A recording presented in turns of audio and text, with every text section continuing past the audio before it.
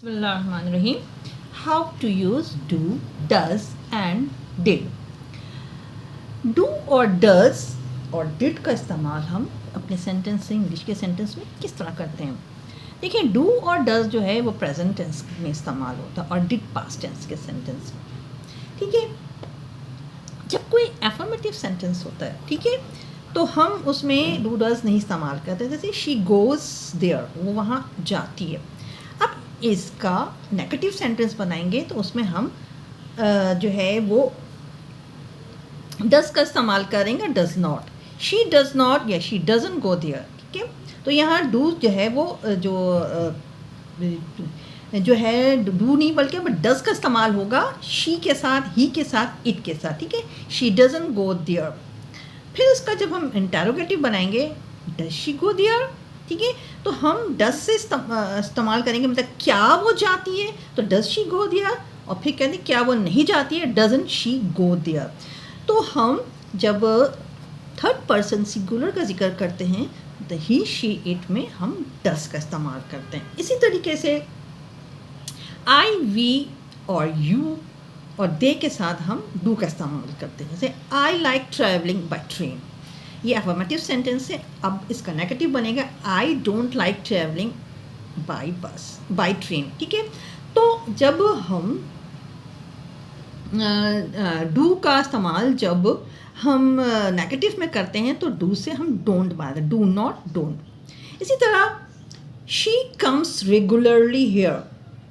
अब इसका इंटेरोगेटिव बनेगा does she come regularly here, तो डज से इस्तेमाल करते हैं, डज से शुरू करते हैं. Does she come regularly here, does she come regularly here, does she not come, does she not come regularly here, और फिर डजंट शी कम रेगुलर, क्या वो यहाँ रोज़ नहीं आती है. ठीक है, तो इस तरीके से हम डज का इस्तेमाल करते हैं, डज नॉट का इस्तेमाल करते हैं थर्ड पर्सन सिंगुलर के साथ. फिर देखिए जब पास्ट टेंस का जिक्र आता है तो हम डू डज की बजाय डिड का इस्तेमाल करते हैं. She went to school yesterday, ये हमारा अफर्मेटिव सेंटेंस है. अब इसको अगर हम नेगेटिव इंटेरोगेटिव बनाएंगे तो फिर हम डिड से शुरू करेंगे. Did she go to school yesterday, और फिर क्या वो कल स्कूल गई थी. Didn't she go to school yesterday, और इंटेरोगेटिव नेगेटिव, क्या वह कल स्कूल नहीं गई थी.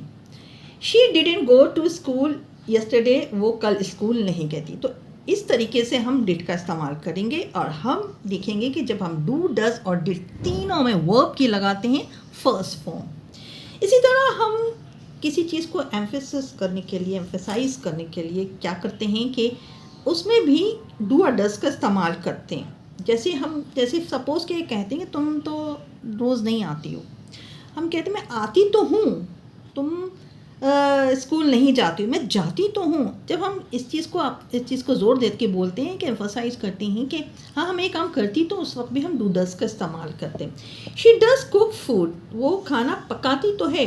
ही डज स्पीक इंग्लिश, वो इंग्लिश बोलता तो है.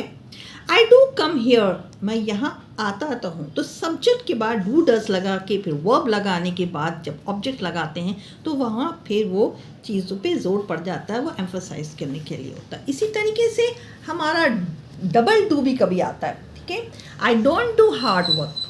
ठीक है, डू नॉट से डोंट बना, I do not do hard work, तो दो दफ़ा डू आ गया. I do not, do not जो है वो फिर वर्ब के लिए इस्तेमाल हो गया, हेल्पिंग वर्ब के लिए, और फिर डू का मतलब करना.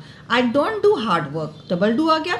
You don't always do homework on time, तुम हमेशा होमवर्क वक्त पे नहीं करते. इस तरह डबल डू का इस्तेमाल हो गया. तो डू डज जो है वो प्रेजेंट टेंस के लिए इस्तेमाल होता है, डिड पास्ट टेंस के लिए इस्तेमाल होता है. ठीक है, और तीनों में जब डू या डज और या डिड का इस्तेमाल करेंगे तो वर्ब की लेंगे फर्स्ट फॉर्म. ठीक है, फर्स्ट फॉर्म. तो जब हम इंटेरोगेटिव क्वेश्चन में डू का इस्तेमाल करते हैं तो डू से स्टार्ट करते हैं. तो समझ लीजिए समझ कहते हैं क्या, डू यू गो देयर, तुम क्या वहाँ जाते हो. ठीक है, do you like to eat it, क्या तुम इसे खाना पसंद करते हो.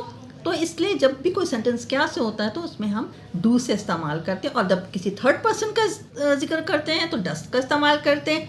Does she go there, does she like it, तो फिर क्या है कि इसमें हम थर्ड पर्सन के लिए डस इस्तेमाल करते हैं, फर्स्ट पर्सन के लिए डू इस्तेमाल करते हैं, और वी और दे के लिए भी हम डू का इस्तेमाल करते हैं।